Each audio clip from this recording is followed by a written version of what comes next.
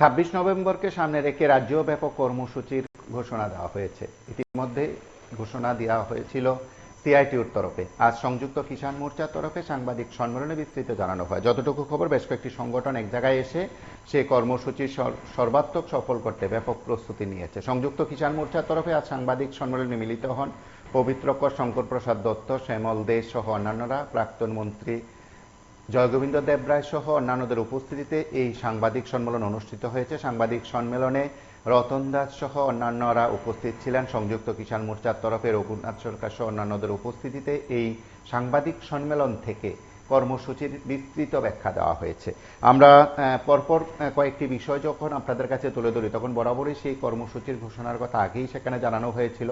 সংযুক্ত কিষাণ মোর্চা কিংবা সারা ভারত কৃষক সভা বা সিআইটিউ যখন পৃথক পৃথকভাবে সাংবাদিক সম্মেলন করছিল বা তাদের কথাগুলো তুলে ধরার চেষ্টা করছিল, তখনও এই কর্মসূচি সম্পর্কে বলা হয়। কিন্তু আজ একেবারে যৌথভাবে কর্মসূচি সংগঠিত করার যে প্রয়াস, বা সংযুক্ত কিষাণ মোর্চা গোটা দেশব্যাপী যে কর্মসূচি সংগঠিত করছে এবং রাজ্যে যে কর্মসূচি সংগঠিত করা হবে তার নিরিখে সেখানে আজ কথা বলে। আমরা একবার শুনবো এই সাংবাদিক সম্মেলনে শঙ্কর প্রসাদ দত্ত, সিআইটিউর রাজ্য সাধারণ সম্পাদক তথা প্রাক্তন সাংসদ, তিনি কি বলছেন। সালে 26শে নভেম্বর যে ঐতিহাসিক দিনের সৃষ্টি হয়েছিল, সেই দিনটাকে কমেমোরেট করার জন্য আমাদের দেশে আপনারা শুনেছেন সতর্ক বার্তা দেওয়ার জন্য চেতাবনী, হিন্দি শব্দ ব্যবহার হয়েছে। চেতাবনী রেলি করার জন্য কর্মসূচি নেওয়া হয়েছে। সতর্ক করা হবে, যদি 3 মাস সময়ের মধ্যে এই সরকার যে সিদ্ধান্ত তারা গ্রহণ করেছিল কৃষকদের 3টি কৃষি আইন বাতিলের প্রশ্নে, সেই ক্ষেত্রে যদি তারা ভূমিকা গ্রহণ না করে, পরবর্তী সময় শ্রমিক কৃষকরা আরো বৃহত্তর আন্দোলনে যাবেন। কৃষকদের সাথে অন্যান্য বিষয়গুলো সম্পর্কে এখানে আপনারা শুনেছেন। শ্রমজীবী মানুষের ক্ষেত্রে আপনারা দেখেছেন যে শ্রমজীবী মানুষদের কোণঠাসা করার জন্য আমাদের দেশে যখন ইংরেজরা আমাদের দেশের মানুষের ভালো চাইত, তাদের লক্ষ্যই ছিল আমাদের দেশের মানুষের স্বার্থ বিঘ্নিত করে কিভাবে গ্রেট ব্রিটেনে ভারতবর্ষ থেকে সম্পদ নিয়ে যাওয়া যায়, এটা ছিল ইংরেজদের লক্ষ্য। সেই সময়েও ভারতবর্ষে অনেকগুলো শ্রম আইন তৈরি হয়েছিল এবং শ্রম আইনগুলো করার প্রধান লক্ষ্যই আমরা দেখি যে সাধারণভাবে শ্রমজীবী মানুষের স্বার্থ কিভাবে রক্ষা করা যায়, সেই লক্ষ্য নিয়েই শ্রম আইন আমাদের দেশে প্রায় 43-44টা শ্রম আইন হয়েছিল। এই 43-44টাকে থেকে 29টা শ্রম আইনকে বেছে নিয়ে 4টি কোড করা হয়েছে, শ্রম কোড। এই কোডগুলোর প্রধান লক্ষ্যই হচ্ছে, এখানে ব্যাখ্যা করার সুযোগ নেই, সময় নেই, প্রধান লক্ষ্যই হচ্ছে যে শ্রমিকদের কাজের ঘন্টা, যেখানে উন্নত দেশগুলোতে আগে 8 ঘন্টা কাজের দাবি স্বীকৃত হয়েছিল উন্নত দেশগুলোতে, এখন উন্নত দেশগুলোতে 6-7 ঘন্টা কাজ বেশিরভাগ ক্ষেত্রে করে, বাড়ানোর ক্ষেত্রে উদ্যোগ গ্রহণ করছে না মালিকরা। এই ক্ষেত্রে যে সুযোগ সুবিধাগুলো আগে ছিল আন্দোলন করার, সেখানে মালিক পক্ষ বাধা দেওয়ার চেষ্টা করছে। আইনে তাদের সামনে প্রতিবন্ধকতা তৈরি করার চেষ্টা করা হয়েছে শ্রমকোড তৈরি করার ক্ষেত্রে। এবং নিরাপত্তার প্রশ্নে, শ্রমিকদের নিরাপত্তার প্রশ্নে কোনো ভূমিকা পালন করছে না। আমরা এরকম একটা জায়গায় দাঁড়িয়ে আমরা বলছি যে সুপ্রিম কোর্ট একটা রায় দিয়েছিল বেশ কিছুদিন আগে যে আমাদের দেশের শ্রমিকদের ন্যূনতম মজুরি কত হওয়া উচিত। সেক্ষেত্রে একটা ফর্মুলা তারা বের করেছিলেন যে শ্রমিকদের যদি আমরা 4 জনের পরিবার ধরি, স্বামী স্ত্রী এবং 2 জন ছোট ছেলে মেয়ে, আর সে জায়গায় যদি বড় একজন হয় তাহলে 3 জনের পরিবারও যদি ধরি, তাহলে 3 জনের পরিবার চলতে তার খাবার, তার জামা কাপড়, তার শিক্ষার ন্যূনতম খরচ, তার স্বাস্থ্যের খরচ, তার সেখানে মাথা গোঁজবার ঠাইয়ের ব্যবস্থা, তার জন্য 26,000 টাকা হিসেব করে দেখা গেছে এখন 26,000 টাকার নিচে কোনোভাবেই চলে না। সেই দাবিটাও আমাদের এই 12টি দাবি আমরা রেখেছি সবাই যৌথভাবে, সেখানে 26,000 টাকা দাবি রাখা হয়েছে। আমরা দাবি রেখেছি যে শ্রমিক হোক, কৃষক হোক, ক্ষেত মজুর হোক, তাদের 60 বছর বয়স হলে পর 10,000 টাকা পেনশনের, অন্যরা পেনশন পান। সরকারি কর্মচারী যারা আছেন, যদিও সরকার এটাকে বন্ধ করে দেওয়ার জন্য নতুন নতুন কৌশল প্রয়োগ করছে, পুরোপুরি এখনো বন্ধ করতে পারছে না। আমাদের শ্রমিক কৃষকরা তারাই তো উৎপাদন করেন সারা দেশে, আমরা যা খাই, আমাদের যা উন্নয়ন ঘটছে, সবটাই তো শ্রমিক কৃষকের অবদান আমাদের দেশে, প্রধান অবদান। তাহলে এই জায়গাটাতে তাদের জন্য 60 বছর হয়ে গেলে পর 10,000 টাকা করে মাসে পেনশনের ব্যবস্থা করা হোক, এই দাবি আমরা 12 দফা দাবির মধ্যে রেখেছি। আপনারা শুনলেন, এবং আপনাদের সামনে আমরা কয়েকটি বিষয় যখন তুলে ধরি তখন বরাবরই বলি যে কোনো কর্মসূচি ঘোষণার আগে একটি কর্মসূচির প্রেক্ষাপট ব্যাখ্যা করা হয়। সেদিক থেকে শঙ্কর বাবুর কথাতে সেই ব্যাখ্যা বেরিয়ে এসছে। তার পাশাপাশি কর্মসূচি কি থাকছে, কিভাবে কর্মসূচি সংগঠিত করা হবে, তা নিয়ে সংযুক্ত কিষাণ মোর্চা ত্রিপুরার আহ্বায়ক পবিত্র করের বক্তব্য আমরা শুনব। এবং তাদের দেখেছি আমরা দেশের বুদ্ধিজীবীরা, দেশের সমগ্র জনগণ এই আন্দোলনে উৎসাহ জুগিয়েছেন। এবং এই আন্দোলনে আরো একটা বৈশিষ্ট্য, এই প্রথম আমরা দেখলাম ভারতবর্ষে ট্রাক্টর রেলি আন্দোলন চলাকালীন অবস্থাতে বিভিন্ন গ্রাম থেকে পাঞ্জাব, হরিয়ানা, উত্তরপ্রদেশ, রাজস্থান, মধ্যপ্রদেশ এবং তখন গোটা দেশের মহারাষ্ট্র, গুজরাট, দেশের এমন কোন প্রান্ত থেকে বাদ নেই এই আন্দোলনে অংশগ্রহণ করেনি। আমরা ত্রিপুরাতেও গিয়ে 2-3 করেছিলাম।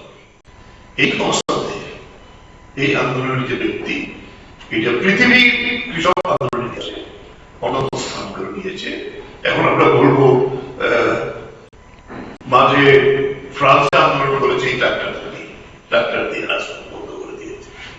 কালকে দেখলাম ব্রিটেনের কৃষকরা তাদের অধিকারের জন্য লড়াই করছে। এই পথ কি ভারতীয় পথ? এই জায়গায় দাঁড়িয়ে আমরা মোদী দেখা যায় এটি লিখিত প্রতিশ্রুতি দিয়েছিল। আজকে কতদিন হয়ে গেল? 2021 থেকে আজকে 2024। এই 3 বছর একটি কথা আর বলছে না। প্রাইস ইন্ডেক্সে মুদ্রাস্ফীতি বেড়েছে, কিন্তু সেখানে মাত্র এভারেজ 5% ফসলের দাম দিয়েছে। শ্রমিকদের যে গ্যারান্টি দেওয়ার কথা ছিল, কোনো গ্যারান্টি নেই। এই যে 4টি সমাপট করে সমস্ত অধিকার শ্রমিকদের কেড়ে নিয়েছে, এটা বলবেন আমাদের ট্রেড ইউনিয়নের পক্ষে কবে সম্ভব? এই প্রশ্নে আমি নিশ্চিত করছি, আমাদের যে লিফলেটটা দিয়েছি তাতে আমরা নিশ্চিত ভাবেই বলেছি আমাদের রাজ্যে সেন্ট্রাল ট্রেড ইউনিয়ন এবং সংযুক্ত মোর্চা সিদ্ধান্ত নিয়েছে দেশের 500 জেলা ডিস্ট্রিক্ট হেডকোয়ার্টারে এই 26শে নভেম্বর চেতাবনী রেডি 2024 3 মাস আগে আমরা আমাদের রাজ্যের মধ্যে আমরা যুক্তভাবে বসেছিলাম এখানকার ট্রেড ইউনিয়নগুলো এবং আমাদের সেখান থেকে আমরা ঠিক করেছি আমাদের রাজ্যের আগরতলা হবে পশ্চিম জেলার জমায়েত, আর বাকি 20টি প্রশাসনিক সাবডিভিশন যেটা আছে প্রত্যেক জায়গাতে এই জমায়েত সংগঠিত হবে। যদিও এখন পর্যন্ত যেমন কালকে আমরা ধর্মনগর থেকে খবর পেলাম, ধর্মনগরে বোধহয় পুলিশ পারমিশন দিচ্ছে না, শাসক দলের কে আছে। আমরা বলেছি যদি 26 তারিখ পারমিশন না দেয়, পুলিশের সঙ্গে কথা বলে আগে অথবা পরে যে কোনো দিন করা হবে। কেউ কেউ হয়তো কোন কারণে অসুবিধা হয়েছে আমাদের আগে করবে, কিন্তু আমরা 20টি সাবডিভিশনে হবে, সব সাবডিভিশন, প্রশাসনিক সাবডিভিশন এবং আগরতলা কেন্দ্রীয় আগরতলার কেন্দ্রীয় জমায়েত হবে। ওরিয়েন্টের সামনে আমরা জমায়েত দিয়েছি 11টায় সকালবেলা। সেই জমায়েত থেকে আমরা শহর পরিক্রমা করে এই ট্রেড ইউনিয়ন এবং সংযুক্ত কিষাণ মোর্চা আমরা দেশের প্যারাডাইস জমিতে আমরা সভা সংগঠিত করব। এই প্রস্তুতি আমরা নিয়েছি। এইটাই আপনাদেরকে সেন্ট্রাল ট্রেড ইউনিয়ন এবং আমাদের সংযুক্ত কিষাণ মোর্চা এর পক্ষ থেকে আমরা এই সাংবাদিক সম্মেলনে মিলিত হয়েছি। এখানে আমাদের সমস্ত সংগঠনের মোটামুটি নেতৃত্ব আমাদের রাজ্যের মধ্যে যারা আছে তারা উপস্থিত আছে। আপনারা অনেকেই জানেন। এটি হলো আগামী 26শে নভেম্বর গোটা দেশে 26শে নভেম্বর 2020-তে ভারতবর্ষে শ্রমিকরা প্রথম শিল্প ধর্মঘটের ডাকতেন, কারণ তাদের 29টি শ্রম আইন এটাকে 4টা শ্রম আইনে পরিণত করে সেখানে মালিকদের পক্ষে এই আইন তৈরি করেছিল। ঠিক একই সময় 2 সেপ্টেম্বর মাসে 3টি কৃষি আইন তৈরি করে আমাদের কৃষি এবং কৃষকদের ফসল পুঁজিপতিদের হাতে তুলে দেওয়ার জন্য 3টি কৃষি আইন তৈরি করে কৃষকরা এই সংযুক্ত মোর্চার নেতৃত্বে 26শে নভেম্বর ডাক দিয়েছিল গ্রামীণ ভারত বন্ধ এবং দিল্লি চলো অনুষ্ঠান, দিল্লি চলো কৃষকরা। এটা 4র্থ বর্ষ পরিচালিত হচ্ছে। আবার সেন্ট্রাল ট্রেড ইউনিয়নগুলো ও সংযুক্ত কিষাণ মোর্চা যুক্তভাবে বসে এই সিদ্ধান্ত নিয়েছে আগামী 26শে নভেম্বর 2024 এটাকে 4র্থ বর্ষ আন্দোলনের, শ্রমিক এবং কৃষক আন্দোলনের উদযাপন উপলক্ষে এটা আমরা একটা চেতাবনী জমায়েত করছি।